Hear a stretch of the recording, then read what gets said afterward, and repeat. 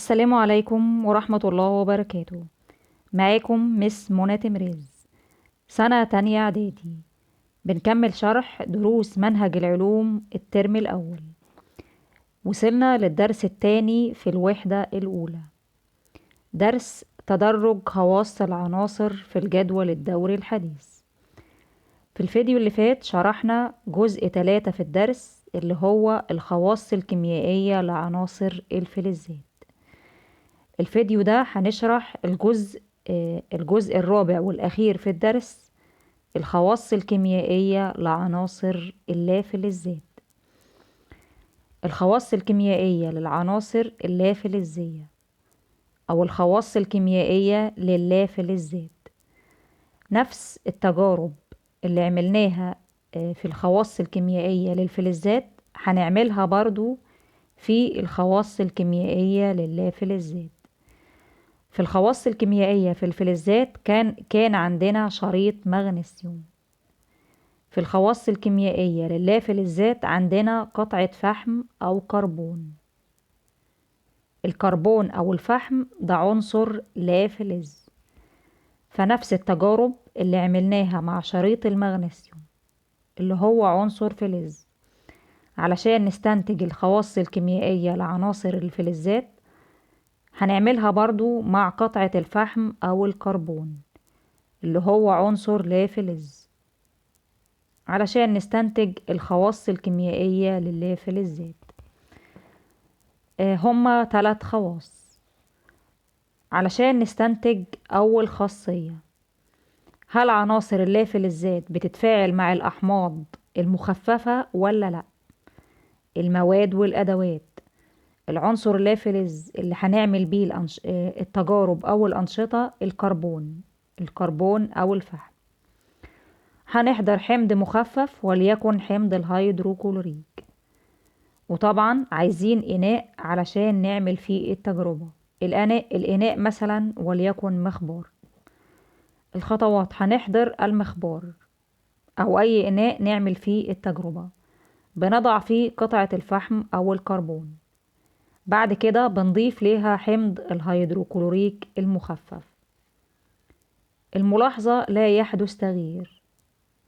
لا يحدث تغيير يعني مش هيحدث تفاعل. هنستنتج أول خاصية كيميائية لعناصر اللافلزات: لا تتفاعل اللافلزات مع الأحماض المخففة. دي أول خاصية، لا تتفاعل عناصر اللافلزات مع الأحماض المخففة. أما طبعا أما في الخواص الكيميائية للفلزات عناصر الفلزات بتتفاعل، بس الفلزات النشطة هي اللي بتتفاعل. أما هنا في الخواص الكيميائية للافلزات مش بتتفاعل مع الأحماض. نشاط 2: بنستنتج من نشاط 2 خاصية 2 من خواص الفلزات. عايزين نعرف اللافلزات بتتفاعل مع غاز الأكسجين ولا لأ.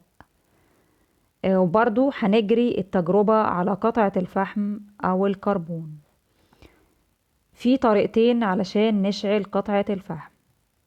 هنحضر قطعة الفحم ونشعلها علشان نشوف هي هتتفاعل مع غاز الأكسجين اللي موجود في الهواء الجوي ولا لأ.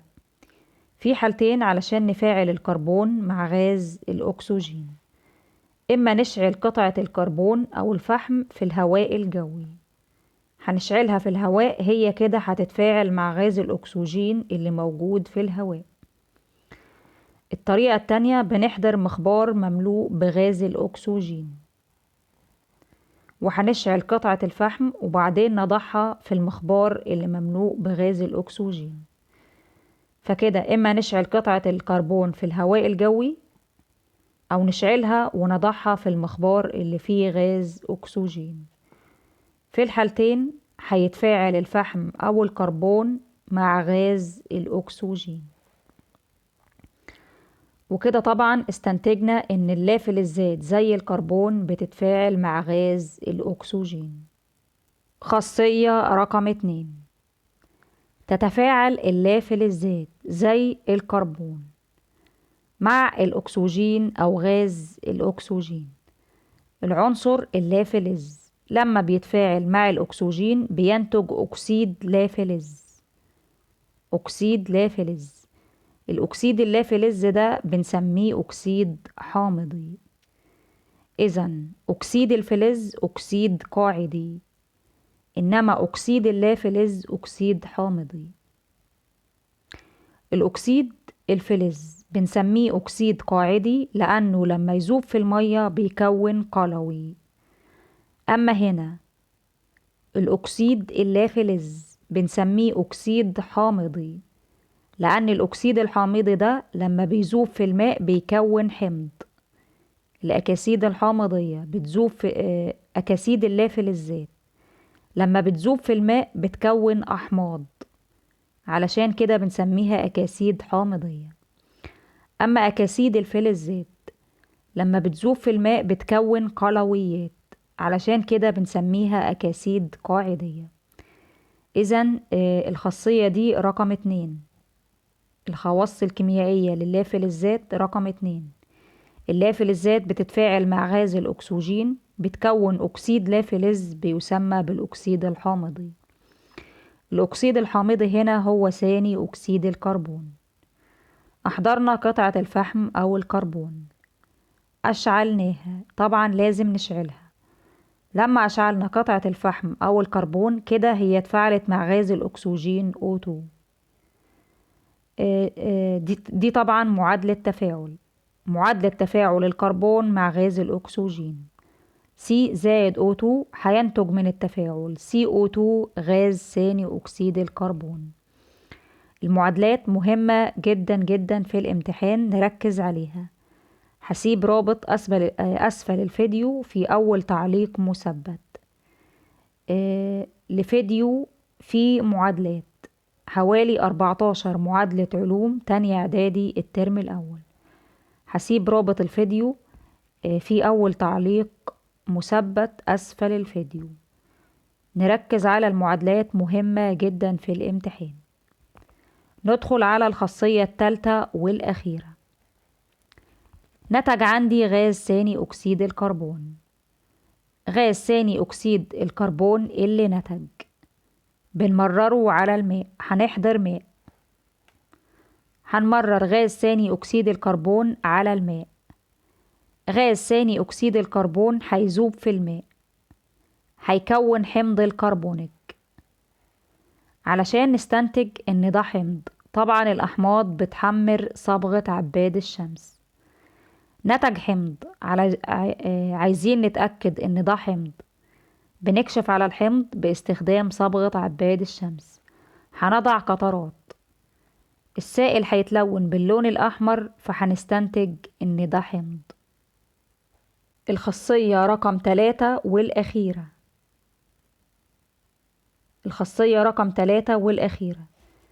تذوب الأكاسيد الحامضية. الأكسيد الحامضي اللي نتج معانا في التجربة هو غاز ثاني أكسيد الكربون. عايزين نعرف الأكاسيد الحامضية دي بتذوب في الماء ولا لأ.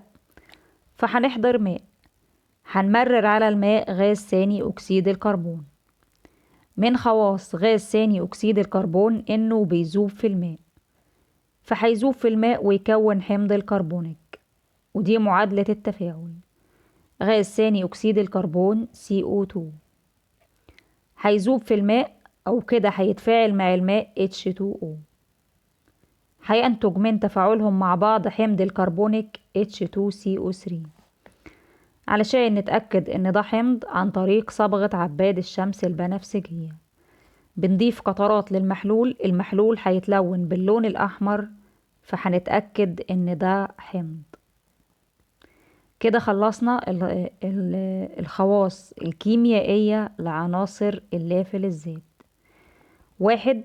مش بتذوب، مش بتتفاعل مع الأحماض. 2. بتتفاعل مع غاز الأكسجين بتكون أكسيد لافلز بيسمى أكسيد حامضي.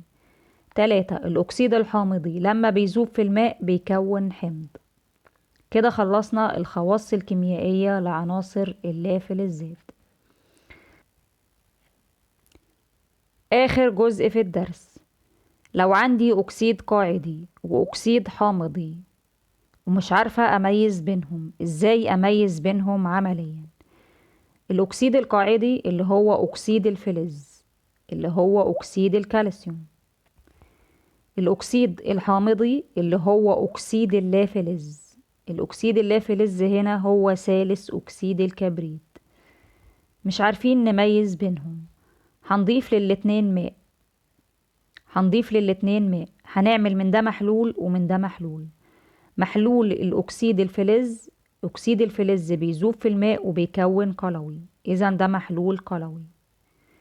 ثالث أكسيد الكبريت ده أكسيد حامضي، محلوله يعني حمض، إذا ده حمض، إذا ده محلول قلوي وده محلول حمضي. عارفين طبعا إزاي نميز عمليا بين الأحماض والقلويات، عن طريق ورقة عباد الشمس أو صبغة عباد الشمس. الأحماض تحمر، القلويات تزرق. صبغة أو ورقة عباد الشمس. فهنضيف للمحلولين قطرات من صبغة عباد الشمس البنفسجية. في حالة القلوي المحلول بيتلون باللون الأزرق، في حالة الحمض المحلول بيتلون باللون الأحمر. آخر سؤال في الدرس أو آخر جزء في الدرس، عرفنا طبعا في أكاسيد قاعدية اللي هي أكاسيد الفلزات، وفي أكاسيد حامضية اللي هي أكاسيد اللافلزات. في عندي تاني أكاسيد مترددة. مثال لأكسيد متردد زي أكسيد الألمنيوم. أكسيد الألمنيوم Al2O3 ده أكسيد متردد. ممكن يجيلي السؤال ده علل، أو يعني إيه أكسيد متردد؟ عارفين في تفاعل اسمه تفاعل التعادل. تفاعل التعادل بيقول حمض زائد قلوي بينتج ملح زائد ماء. حمض بيتفاعل مع قلوي، بيتفاعلوا مع بعض وبينتج من تفاعلهم ملح وماء، ده اسمه تفاعل التعادل. يعني ايه أكسيد متردد؟ الأكسيد المتردد بيتفاعل مع القلوي كأنه حمض، وبيتفاعل مع الحمض كأنه قلوي، وفي الحالتين بينتج ملح ومية. مثال للأكاسيد المترددة زي أكسيد الألمنيوم Al2O3. ليه أكسيد الألمنيوم Al2O3 أكسيد متردد؟ لأنه بيتفاعل مع الحمض كأنه أكسيد قاعدي أو قلوي، وبيتفاعل مع القلوي كأنه أكسيد حامضي أو حمض، وفي الحالتين بينتج من التفاعل ملح ومية. الفيديو الجاي إن شاء الله هنروح للدرس الثالث، المجموعات الرئيسية بالجدول الدوري الحديث. وما تنساش تعمل اشتراك في القناة وتفعيل الجرس علشان يوصلك إشعار بالفيديو.